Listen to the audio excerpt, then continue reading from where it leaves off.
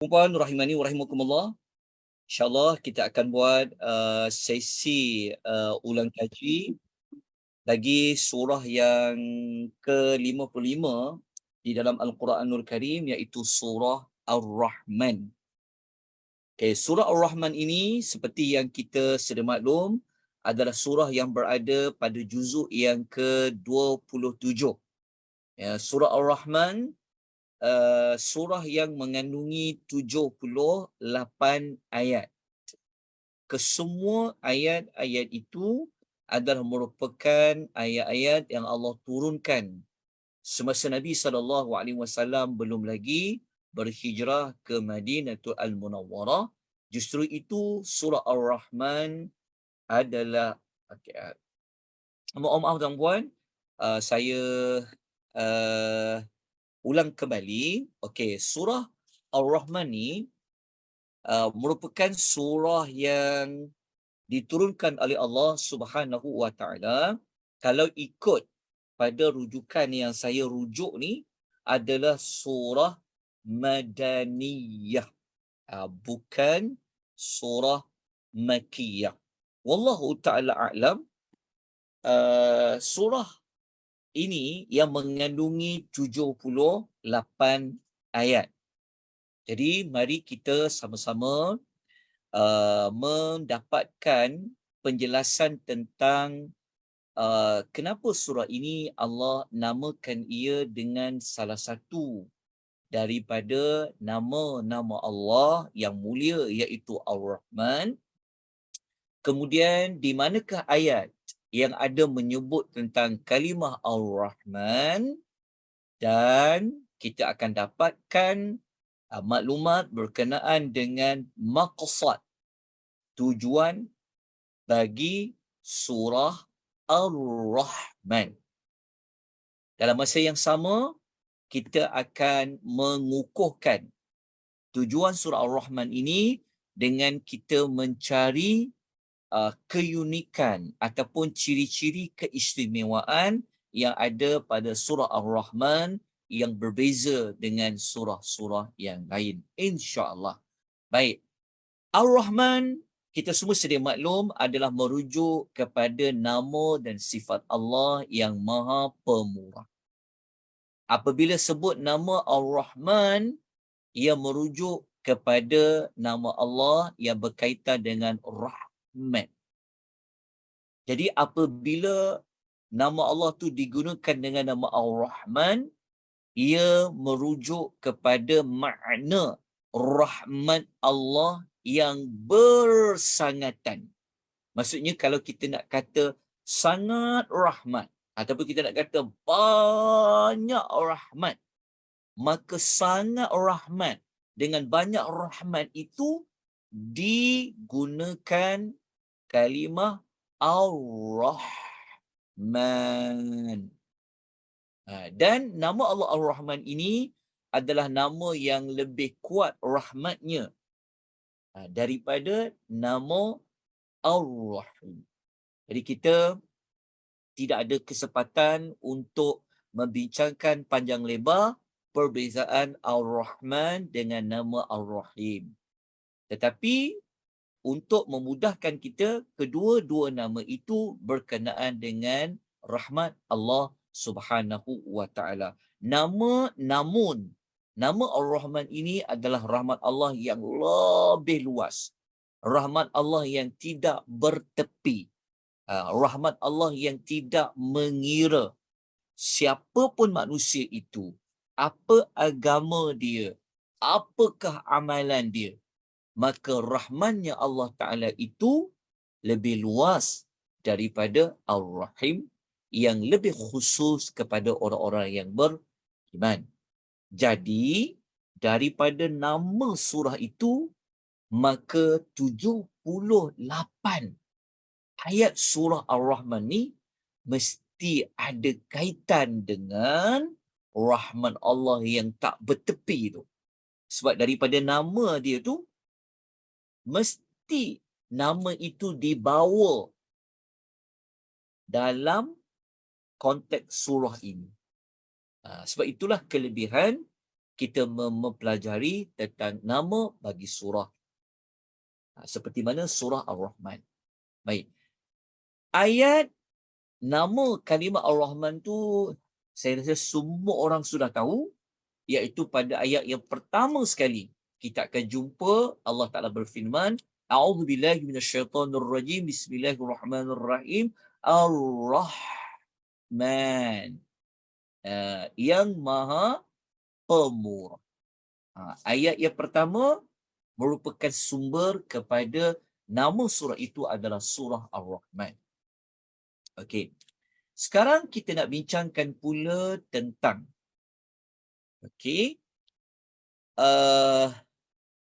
tujuan bagi surah Ar-Rahman. Kita dah dapat tahu tentang nama tadi. Jadi sekarang kita nak ulang kaji pula tentang maqsad ataupun objektif bagi surah Ar-Rahman. Okey, daripada nama tadi. Okey, daripada nama Ar-Rahman tu dan juga beberapa ciri dalam ayat surah Ar-Rahman ini, maka ia sangat berkaitan dengan ni'mat Allah. Ingat, keyword dia adalah tentang ni'mat Allah. Okay, dia lebih kurang sama macam dengan surah Lebah. Kalau surah Lebah, memang kita jumpa perkataan ni'mat ataupun ni'mat tu. Masih ingat lagi waktu kita buat ulang kaji surah Lebah, suratul Nahli, memang surah itu mengulangi banyak perkataan ni'mat ataupun ni'mat. Sebab tu surah Lebah dia panggil surah An-Ni'am, surah ni'mat. Okey, ada persamaan dengan surah Ar-Rahman, cuma bezanya dekat surah Ar-Rahman ni, nikmat itu bukan sekadar Allah nak sebut dia ni maha pemurah. Pemurahnya Allah ni, rahmatnya Allah ini luas, tak mengira siapa-siapa pun Allah bagi nikmat. Tetapi nikmat yang Allah sebut dalam surah Ar-Rahman ini adalah nikmat yang dikaitkan dengan perlu membuat perakuan, perlu mensyukuri. Sebab itu dalam surah Ar-Rahman kita akan jumpa banyak kali Allah ulang perkataan nikmat di dalam bentuk kalimah apa? Alai. Lepas tu kita jumpa diulang 31 kali kalimah fabi'ayyi alai. Alai ni salah satu tafsiran merujuk kepada ni'mat Allah yang harus disyukuri. Kita jumpa 3 kali diulang. Fabi'ayyi ala'i rabbikuma tukadziban. Jadi daripada nama surah itu, kemudian pula ayat-ayatnya mengulangi menyebut bahawa mana lagi nikmat alai, nikmat Tuhan yang kamu nak dustakan. Maka surah Ar-Rahman ini tujuannya adalah Allah nak menjelaskan bahawa nikmat Allah yang selari dengan nama dan sifatnya Ar-Rahman itu, yang Allah Ta'ala nak bagi tahu nikmat Allah Ta'ala tu bukan hanya pada manusia, tapi nikmat tu juga Allah telah kurniakan kepada para jin. Dan nikmat itu bukan hanya setakat dunia ni saja. Tak, nikmat tu nanti sampai di hari akhirat.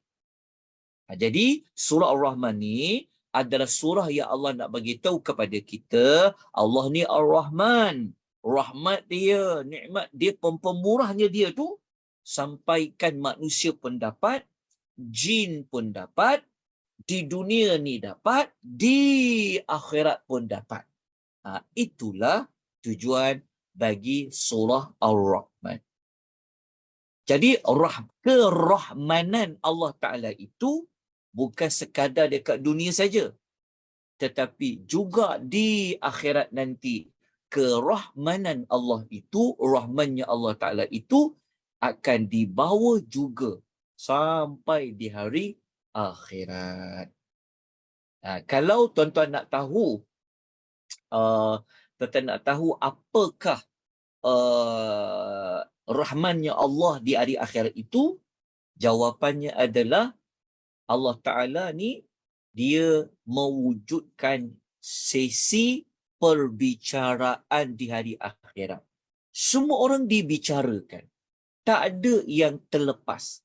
Maknanya Allah ni memberi peluang kepada semua manusia. Kau beriman ke, kau tak beriman ke, diberikan peluang untuk mempertahankan diri, untuk dihisab. Jadi rahmannya Allah Ta'ala ini, Allah Ta'ala tidak bias dalam memberikan balasan. Siapa yang layak masuk syurga, dia akan pergi ke syurga. Siapa yang dia layak masuk neraka, dia akan masuk neraka. Itu merujuk kepada rahmannya Allah Subhanahu Wa Ta'ala. Allah memberikan ruang dibicarakan, kemudian pula Allah memberikan ruang balasan yang setimpal dengan amal. Sebab itu tuan-tuan, kalau tuan-tuan baca dekat surah Ar-Rahman, tuan-tuan akan jumpa Allah Ta'ala ni, dia punya rahmannya Allah Ta'ala tu, Allah tak bagi ganjaran syurga tu sama. Allah tak bagi sama. Sebab itu, surah Ar-Rahman, surah yang Allah memaparkan ada 2 kelas bagi nikmat syurga. Ada syurga kelas pertama, ada syurga kelas kedua. Dia panggil first class dengan second class. Kalau tuan-tuan nak dapatkan maklumat itu, tuan-tuan kena bacalah surah Ar-Rahman. Jadi kalau tuan-tuan nak tahu ada 2 kategori syurga, tuan-tuan kena bermula daripada ayat nombor tuan-tuan kena cari bermula ayat nombor ayat nombor berapa Ustaz ya? Ayat nombor 46. Bermula ayat nombor 46. Okey. Ayatnya berbunyi waliman khafa maqama rabbi jannatan. Okey. Bermula ayat nombor 46, tuan-tuan akan menemukan syurga kelas yang pertama. Kelas yang pertama. Okey, bermula ayat nombor 46 sampai sampai ayat nombor sampai ayat nombor 61. Sampai ayat nombor 61. Bermula ayat 46 sampai ayat nombor 61, kita akan jumpa kelas syurga yang pertama, first class syurga ni. Okey. Dan kalau tuan-tuan nak dapatkan mana pula ayat dalam surah Ar-Rahman syurga Allah kelas yang kedua, tuan-tuan kena cari bermula ayat nombor 62. 62 sampai ayat nombor 77. Okey, ayat nombor 62 sampai ayat kedua terakhir surah Ar-Rahman ayat 77, kita akan menemukan syurga kelas yang kedua. Dari sudut susun ayat tu pun sudah menunjukkan adanya kelas yang pertama, kelas yang kedua. Kelas yang kedua tu ayat dia terletak selepas kelas yang pertama. Kita cari, baca. Kita akan bersetuju dengan apa yang saya sebutkan. Okey, saya ulang kembali. Okey, sebab tu rahman, luahnya rahmat Allah Ta'ala ni, Allah Ta'ala bukan sekadar dekat dunia. Bahkan sampai di hari akhirat, rahmannya Allah ni luas. Dari sudut pengadilan, dari sudut berikan balasan. Okey, kelas yang pertama bermula ayat nombor 46 sampailah ayat nombor 61. Syurga kelas yang kedua bermula ayat nombor 62 sampai 77. Okey, kalau tuan-tuan nak dapatkanlah, okey, apa contoh-contoh perbezaan kelas pertama dengan kelas yang kedua? Ada beberapa perbezaan. Contoh. Kalau syurga kelas yang pertama, Allah Ta'ala gambarkan nanti pokok-pokok dia tu, dahan-dahan dia ada banyak warna. Macam kita tengok pokok orang letak lampu-lampu neon tu lah. Ada pelbagai warna. Tapi pokok-pokok yang ada dekat syurga kelas kedua ni, dia berwarna hijau je. Tengok ada perbezaan kan? Kelas pertama, pokok-pokok dalam tu pelbagai warna. Tapi pokok-pokok dekat syurga kelas kedua, warna hijau sahaja. Mana lebih cantik? Yang ada warna-warni ke yang hijau aja? Kenapa Allah sebut macam tu? Itulah perbezaan balasan syurga kelas pertama, syurga kelas kedua. Okey, saya sebut perbezaan kedua. Perbezaan kedua, syurga kelas pertama, Allah Ta'ala kata apa? Mata air di dalam syurga itu, mata airnya mengalir deras mata air dia. Tapi syurga kelas kedua, mata air dia hanya terpancut saja. Mancar saja. Mana air yang lebih banyak? Yang hanya terpancut satu tempat, berbeza dengan air dia mengalir mata air itu. Itu perbezaan. Syurga kelas pertama, mata air dia mengalir. Tapi syurga kedua, mata airnya hanya memancar. Okey. Perbezaan yang ketiga, antara kelas pertama dengan kelas kedua syurga ni, dalam surah Rahman, syurga kelas pertama ni, buah-buahan di dalam syurga tu dia berpasangan. Berpasangan tu maksudnya, berpasangan tu ada buah tu, dia ada macam dua, dia ada variety lah. Contohnya, ada buah tu boleh makan mentah, ada boleh makan makan masak. Contohnya, dua-dua sedap. Maksudnya dia ada variety dia. Tapi dekat syurga kelas kedua, Tuhan tak sebut pun ada kepelbagaian jenis buah dia tu. Tuhan diamkan je, Tuhan tak sebutkan. Tuhan tak sebut pun syurga kelas kedua ni buah-buahannya berpasangan. Allah tak sebut. Ini memberi isyarat kepada kita perbezaan ganjaran di hari akhirat. Itulah rahmatnya Allah. Tak adillah orang yang banyak buat amal, berusaha, macam-macam ujian dia, tiba-tiba dia punya balasan sama. Itu menunjukkan di antara contoh rahmannya Allah di hari akhirat. Okey. Lepas tu pula, saya tunjuk pula contoh yang keempat ya. Perbezaan kelas syurga kelas pertama di hari akhirat dalam surah Rahman, ketika mana Allah menggambarkan bidadari ni, Allah sebut bidadari syurga kelas pertama ni umpama permata, yakut dan marjan. Allah spesifikkan. Cantik dia umpama permata yakut dan marjan. Tapi dekat syurga kelas kedua, Allah sebut bidadari itu Allah kata cantik je. Tu kata fihinna khairatin hisan. Tu kata dia cantik je. Tapi Allah tak menggambarkan kecantikan dia bagaimana. Tetapi gambaran kecantikan itu Allah sebut bagi syurga kelas yang pertama. Okey. Jelas tak tuan-tuan rahimani wa rahimakumullah. Itu contoh-contoh yang menunjukkan nikmat Allah ni rupa-rupanya di hari akhirat ni pun Allah bawa kerahmanannya. Kalau neraka pula, neraka tuan-tuan, Allah ni nak punya sebut kerahmanan dia tu, Allah tak sebut pun neraka tu ada dua kelas. Neraka itu Allah sebut hanya satu je. Allah tak kata pun neraka ada neraka yang paling teruk, ada neraka paling ringan. So tak sebut pun. Walaupun pada hakikatnya ada. Tapi dekat konteks surah Rahman ni, Allah hanya sebut dua jenis syurga, satu saja neraka. Dua nisbah satu. Kenapa macam tu? Kenapa dekat syurga ada dua syurga, tapi neraka hanya satu? Itulah isyarat kepada rahmat Allah Ta'ala ni melebihi kemurkaan dia. Lepas tu kalau kita belajar, rahmat Allah kasih sayang Tuhan lebih mendominasi daripada kemurkaan Allah.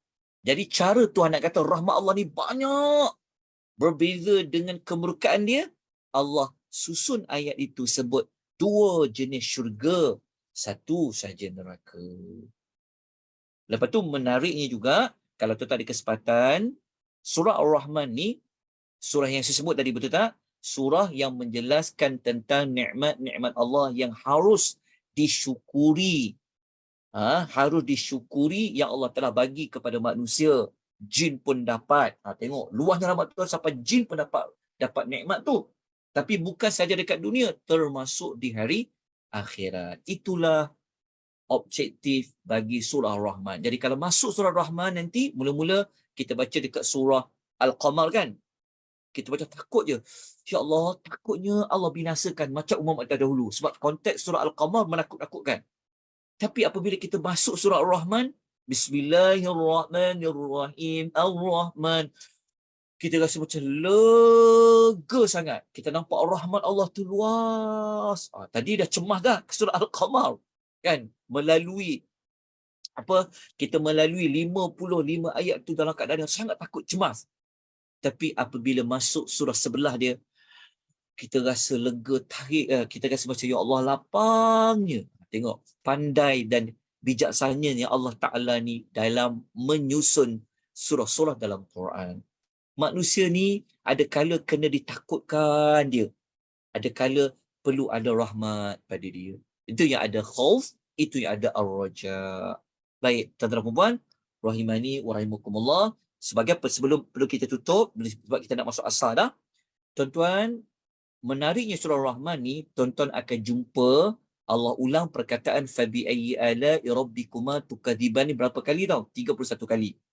31 kali ni Allah bentang dia dalam bentuk penggunaan pintu syurga, pintu neraka. Maksudnya macam mana? Okey, pintu syurga ada berapa? Ada 8. Betul. Pintu neraka ada berapa? Ada 7. Okey. Ada 7. 8 dengan 7. Cara Allah mengulang fabi ayyi ala'i rabbikuma tukadziban ni menggunakan konsep macam ni. 8 7 8 8. Maksudnya mula-mula 8 kali fabi ayyi ala. Lepas tu 7 kali fabi ayyi ala, lepas tu 8 kali fabi ayyi ala, 8 lagi fabi ayyi ala rabbikuma tukadziban. Konsep dia 8 pertama, 7 yang kedua, 8 yang ketiga, 8 yang ketiga. Betul tak? 8 campur 7, campur 8, campur 8. Cukup tak 31? Inilah indahnya cara Allah berbicara. Kerana Al-Quran adalah kalamullah.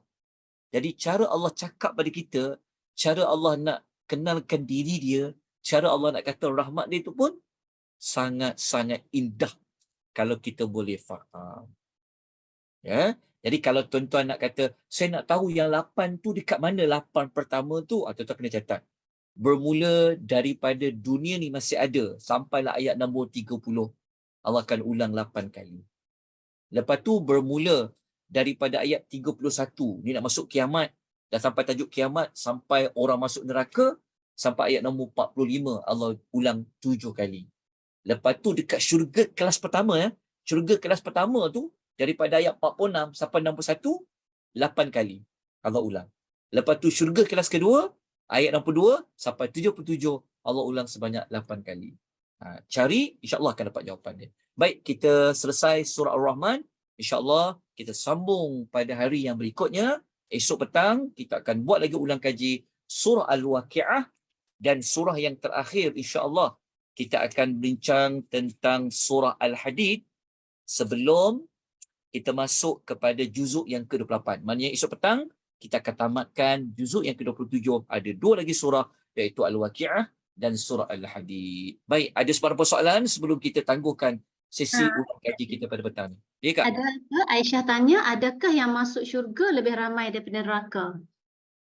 Adakah yang masuk syurga lebih ramai daripada neraka? Jawapan spesifik dia saya wallahu ta'ala alam. Adakah masuk syurga lebih ramai pada neraka? Wallahu ta'ala alam. Tak jumpa lagi ada perbandingan seperti itu. Cuma yang kita jumpa maklumat yang masuk syurga tu ramainya di kalangan siapa? Yang tu kita boleh dapat jawapan lah. Umat Nabi Muhammad SAW adalah umat yang paling ramai yang akan berada di dalam syurga. Yang tu ada maklumat. Kalau maklumat dalam neraka ada siapa yang ramai, kita jumpa maklumat yang ramai dalam neraka adalah perempuan. Tapi bukan bermaksud perempuan ni jahat, tidak. Tetapi sebab memang akhir zaman, perempuan tu memang lebih ramai lah nisbahnya berbanding lelaki. Yang itu kita boleh dapat jawapan. Yang lain tu saya wallahu ta'ala alam. Adakah syurga lebih ramai orang masuk berbanding dengan neraka?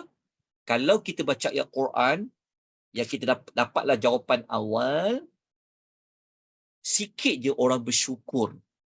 Tu kita dapatlah jawapan. Maknanya ramai yang kufur. Maknanya sikit yang beriman, ramai yang tak beriman. Jadi kalau kita tengok kepada ayat itu, mestilah bawa kepada ramai masuk neraka, berbeza masuk syurga. Sebab sikit yang bersyukur, ramai yang tak bersyukur. Betul tak? Kat situ isyarat awal kepada jawapan ni. Sebab lepas tu pula kita pun tahu nanti ada syafaat di akhirat.